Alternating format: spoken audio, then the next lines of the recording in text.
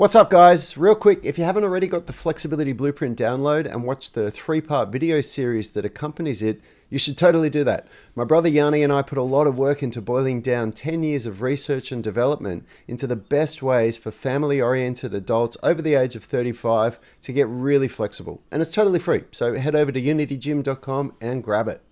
What's up, everybody? My name's Rad Burmeister. I'm joined by my brother Yanni Burmeister. We're the founders of Unity Gym and the UMS, the Unified Movement System. And today we're reacting to a tragic loss in the fitness space where an influencer has sadly died from a horrific accident in the gym. If you haven't seen the video, I'll show it now. It's all over social media. And then we're going to talk about our thoughts on this. So this is 220 kilograms on the bar.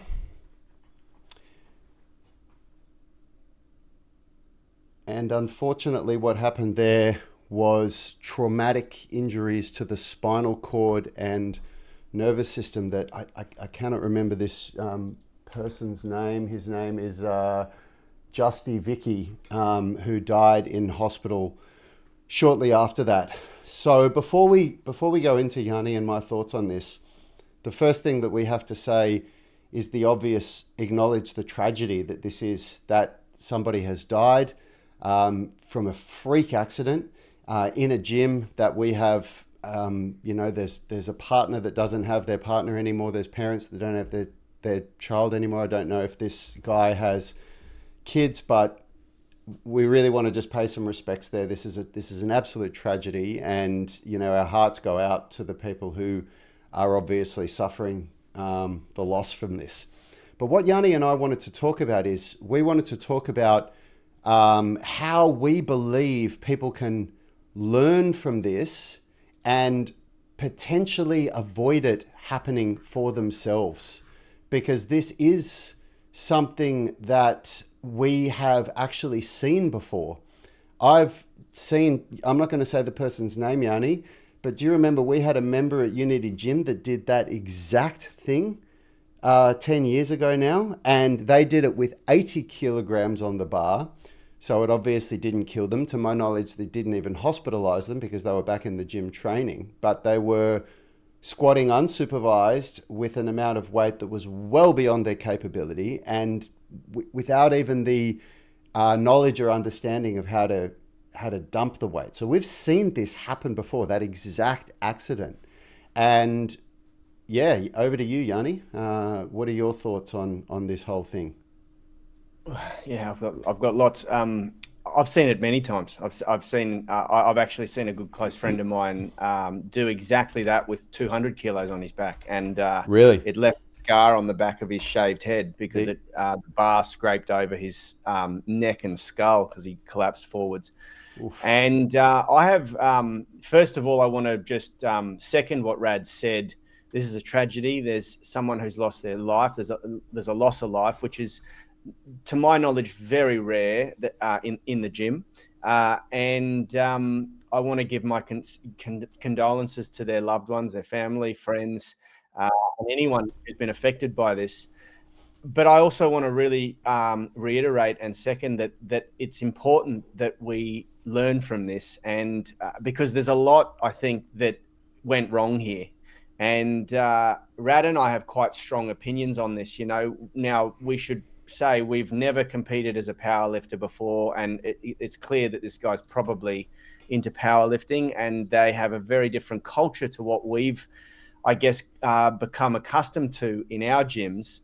But I've always been of the belief that you've got no business being under a weight unless you can bail out safely, and there was no ability to bail out here. Now I can't this is say whether just this in the guy, background, Yanni. I don't know if you can see on the screen, but this is me bailing out of 180 kilograms. This is what Yanni means by bailing out. I can't see anything on the screen. I can't see you either, Rad. So That's okay. I can All right, see well, himself. But it can't, like, I don't know whether this guy just blacked out, because that happens sometimes, where you pass out under a weight, and that's freakish, and I've seen it happen, and it's very, very dangerous. But there's I think two things here that need to be discussed. One is whether he had any business being under that weight, so poorly supervised. You know, there's safety mechanisms that you can put in place. Oh, that's better. Now I can see. There's safety mechanisms that you can put in place that that will prevent this sort of thing from happening. So, you know, one might say, why wasn't he using spotting arms? That's one sort of argument. The problem is that the spotting arms actually damage the barbell if you drop the barbell on them. So some people opt not to use them. The mono lifts have straps that will catch the bar and prevent it from crushing you like that.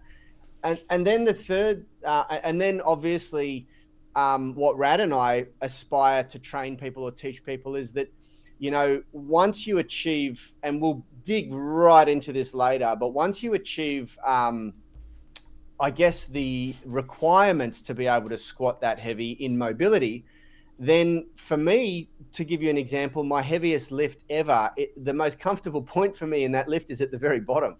You know, I can sit down there for minutes and minutes without any problem at all. And I've never lifted 220 kilos. The heaviest I've ever lifted in a squat is 185 kilos.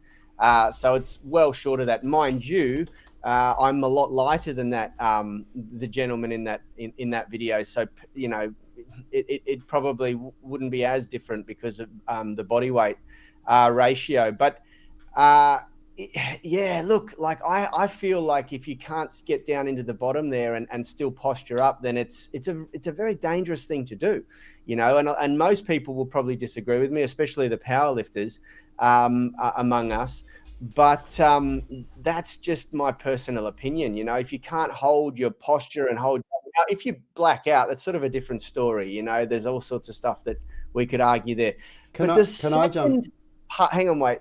Just let me say this finally. The second part to this is that when you're lifting a max lift like that, then you either have the setup, the safety set.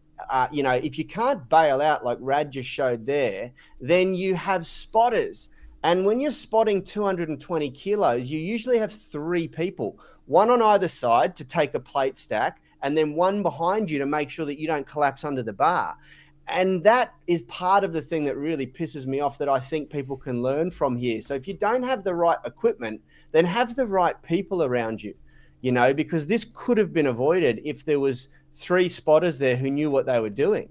You know, the guy that was spotting him there did absolutely nothing. And frankly, he couldn't have done much because, you know, no one can lift 220 kilos plus the body weight of someone who's just collapsed under the bar. And that's why you would have 3 people there, because 3 people can. And I don't know, you know, if you watch a powerlifting competition, that's a really good way to have a look at how they professionally spot someone who's lifting a really heavy load like that. Sorry, Rad, go on. Well, look, I'm actually just looking for a video from our friend Sebastian Oreb because he's got plenty of them on his. I haven't watched this video, so I don't know how relevant this is, but just looking at the people around him, I'll share this. But this is an example of what Yanni's talking about with, you know, that's a monolift. You can see the straps hanging there. So if he was to fail like the guy in the video, the equipment's going to catch the bar. But look at the 2 people on either side that are spotting him as well. And they're guys that themselves can lift that amount of weight, you know. That's a point. Anyway, look, my thoughts on this, that don't skip over that, because that's really important. You know, because I see guys in the gym doing stuff that they shouldn't be doing, and you know, you don't get a second chance. I mean, this poor guy in the video, I've never seen him before. I don't know who he is. I don't know what his background is. But what I do know is that was an absolute disaster, what went on in that video. And it could have been avoided. Yeah, you know, it could have been avoided. Everything about this is like when you've got the experience that Yanni and I have got, and you look at this. This is not somebody that came close to success with this. This was a catastrophic failure. And look, this is my 2 cents on this, and these are our opinions, right? There's going to be people that watch this and that completely disagree, and that's your prerogative. You know, you're welcome to write down what you think in the comments. Hey, look, I invite you, share Yeah, in the for comments sure. of this But video. We'd love to know what you think. this is my personal opinion. When I look at training, I'm 45 now, and when I look at training, and you make no mistake, when you're older than 35, you are fighting against your body deteriorating. It's what's happening. Up until the age of 35, you're getting stronger and everything's just working for you. But from 35 onwards, you're getting weaker, and there's a lot of things that happen. And from age 40 onwards, I saw an Andrew Huberman podcast on this recently. There's all these things that happen every year. Every year you lose 1% of your muscle mass, reversible by doing resistance training. Every year you lose 3 to 5% of your strength. Every year you lose 8 to 10% of your explosiveness. There's all these things that happen, right? So the older you get, the more I recommend that you take heed to what I'm saying. And this is my opinion, is that whatever you do, you look at the risk versus the reward, okay? Now, my best ever squat, and it was just before I did that 180 kilo squat, so I did this squat that I'm about to show you about 5 or 8 minutes before I did the 180, and it came up so easily that Yanni goes, oh man, you should go for 180. I think you'll get it. So this was my best ever squat. This is 170 kilos when I was at 85 kilograms body weight. And I just completed a super accumulation program, which is a program that made me very confident and comfortable with squatting. So you can see I was pretty comfortable with that squat. So we went for 180. I didn't make it and I dumped it, but it wasn't dangerous for me. But now as I get older, and I think I was 39 maybe or 40 when I did that squat. I don't lift that heavy anymore. And the reason I don't is because when I did that 170 and I missed the 180, and so I hit double body weight, and I just started to think, what's the risk versus reward for this for me? I don't compete in powerlifting, and I don't come close to powerlifters. I'm never going to be able to post videos on Instagram that look impressive when there's people that are posting triple their body weight, doing squats. I just don't compete on that level. And so when I weighed that up, I thought to myself, you know what? The risk of this, like that 180, that was so damn heavy, and I could feel that if it went south, that something could go really wrong for me. And I just thought, you know what? It's not really for me. I don't really see how this is going to benefit me that much. And I'm happy being able to squat 150% of my own body weight with ease. Like I can walk up to like 150% of my body weight, which is about 135 kilograms. And I can bust out reps with that easily. And I'm really happy with that. That's enough weight to maintain really good muscle mass, really good functionality, and everything that I want to do. And Yanni and I have been personal trainers for almost 20 years now. We've been in and out of gyms for a long time. And when Yanni talks about how he's seen people do things that are just way beyond them, we see it all the time. And we've seen some catastrophic injuries with people. I've never seen a death before this one, but I've seen catastrophic injuries. And when you have a catastrophic injury that changes your life, there's no going back from it. Like you lose the ability to do things that you love because you completely blew your knee out, or you blew your shoulder out, or you blew your spine out, or your neck, or whatever it is. And my question to you is, or my challenge to you is, just ask yourself, is it worth it? Is it worth going for that, ego lift that is probably really only going to do not much more for you than being able to post a video on Instagram that people will maybe give you some praise for, and then that's kind of it.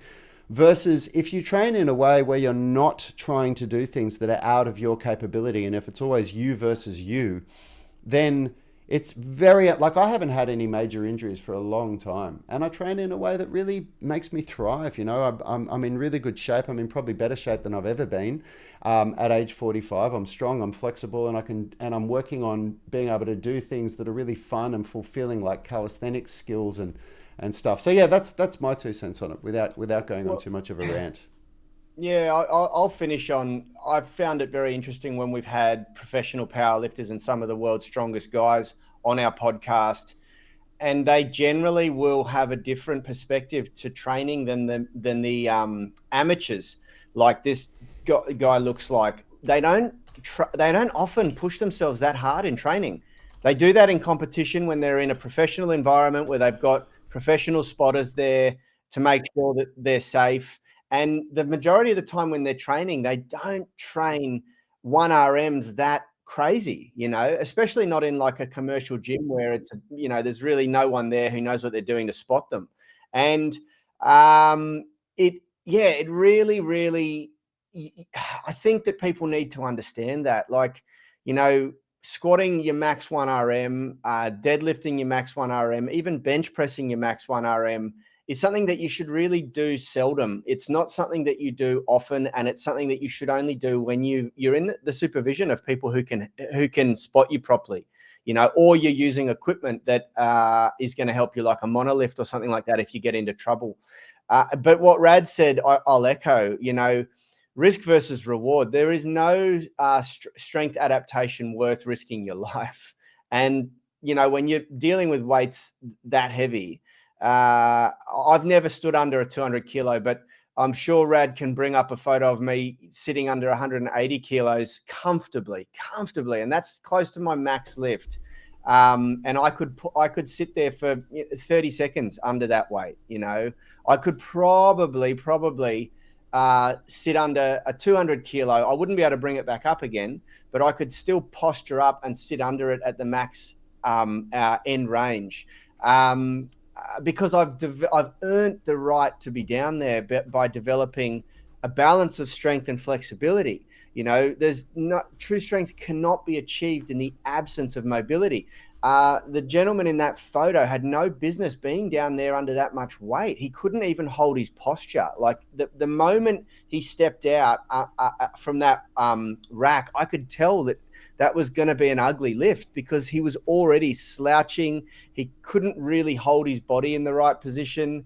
That's a 180 kilogram. I don't know what pounds that is, but I did that for the photo. So we were taking shots for our website. Pretty sure it's over 400 pounds. It's 4 plates on each side. It doesn't matter what country you're in. It's 4 44-pound plates or 20 kilo plates on each side. But Yanni sat in that position for a while to get lots of pictures. Probably at least 15 or 20 seconds, while we got different photograph angles to get the best shot. And I didn't bring it back up because I'd been down there for so long. I was pretty fatigued. But that in itself furnishes what you're saying, because you had 180 and then you just dropped it at the end and you didn't. I just dump it off my back because I've got the ability to posture up and not collapse under the weight, not fold under the weight. I've got something that I want to say. Just quickly, lastly, that only comes with mobility. You cannot get to the bottom range and then dump a weight if you don't have the mobility to be there in the first place. And so I would challenge anyone who argues this. If you can't do that, you've probably got no business being down there. And it's a hard thing to face, because your ego says, no, I can lift. I've had people say to me, I can squat really deep as long as I've got enough weight on my back. Right. That statement is ridiculous. And it is cause for alarm in my opinion. We've had people come to the gym that load up 100 kilos, let's say, which is still a decent weight for somebody that's under, like anything above your own body weight. If you're average Joe, it can be very dangerous, and they can't go even close to ass to grass. And when we get them to squat without any weight, and I say, let's have a look at your squat, and they go ass to grass without any weight. So you say, well, why are you lifting so much weight that you don't even have the confidence to go all the way down? You don't have the control. You don't have the stability. And I think a lot of people really don't understand the way that adaptation occurs. Like, you go to the gym and you squat or you bench or you deadlift or you pull up or whatever with the goal to elicit adaptation. That's the process that occurs in all the muscle fibers and the connective tissue and the bones and everything. It's adaptation to stress. And adaptation to stress occurs over time. You don't get the adaptations that people are looking for by just lifting as heavy as you can in a really dangerous way. The body doesn't adapt like that. It adapts to lifting heavy over and over and over and over again. And something that our friend Sebastian Orb, if you don't know who he is on Instagram, Australian strength coach, when we've spoken to him on our podcast, he talks about how him and the best powerlifters in the world, he knows the Lily Bridges really well, the father and son team. They don't go above like 80% 1RM during training because it's so dangerous. they only do their 1RMs in competition.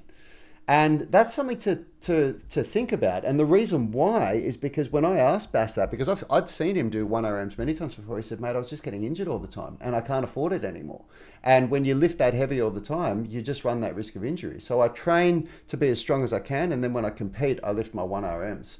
And so if you're just at the gym training and you're trying to build muscle, you're trying to lose fat, you're trying to get stronger, then I challenge you that training at that level, at a level where you run the risk of not being able to get the bar up for one rep, you're missing the point of what the goal of weightlifting is, And for most people, unfortunately, a lot of these guys lift these weights to get a good Instagram post nowadays, and I would challenge you to just try to focus on a better quality movement. Yeah, because it's going to shock people, the weight, the load, Yeah, that's right.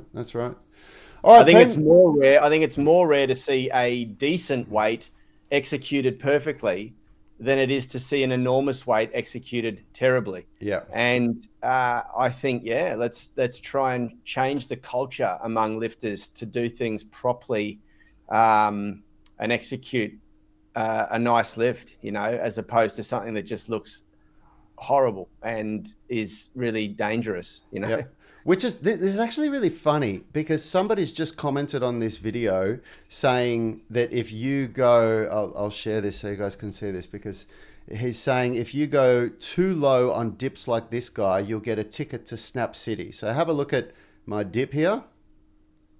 Here we go. So this guy thinks that that's too low. But the problem is, the only reason why he thinks that's too low is because he's obviously not strengthened full range of motion. Now if you can't dip, if you've never gone and trained yourself and conditioned yourself to dip, you wouldn't go in and try and do what I did just then. But that is so easy for me. That's like, I can't even describe how easy that is. I do that with weight on a belt, with a decent, I mean, again, I'm not going to compete with any of those bar brutes people, but I can do that with 25 kilos for 3 reps or so. To say that is dangerous is a complete misunderstanding of how strength and flexibility and the adaptations that occur from training occur. It's about it's not the exercise that's dangerous. It's not a deep dip that's dangerous. It's how you got there that's dangerous. And because I've spent the time to, get to that level, and same with Yanni with his squats, with me with my squats, it's not dangerous for us. So it's not the exercise that's dangerous, it's how you got there. So yeah, have a think about that. Yeah. Cool. All right, team. Well, hope you enjoyed that. If you've got any questions, if you've got any videos that you want us to react to, let us know, and we will react to them. That's what we're here for. We want to help. Yeah, we want to help you guys be safe, and we want to, give you the info that you're looking for. So if you've got anything that you want us to have a look at and give you our 2 cents on, and if you want to go and check out other ways that you can learn more from us, go to unitygym.com. If you're new to our content on social media, the next best step for you is to go and get our flexibility blueprint. It's a 3-part video series and a really valuable downloadable PDF where Yanni and I have basically condensed 10 years of research and development of flexibility and strength training for adults, and we've put it into this 3-part video series that you can watch in 10 minutes. You can go and get that. That's completely free at unitygym.com. Yeah, and that'll help you earn the right to get down to a bottom deep squat like that. Yeah, that's right. Absolutely. And if you want to go a bit further, we've got beginner and intermediate and advanced flexibility programs. Or for those of you ready to go all in, you can join the UMS Tribe membership, where you work directly with Yanni and I, and we write all of your programs for you. Have a wonderful day, everyone, and we'll see you in our next video.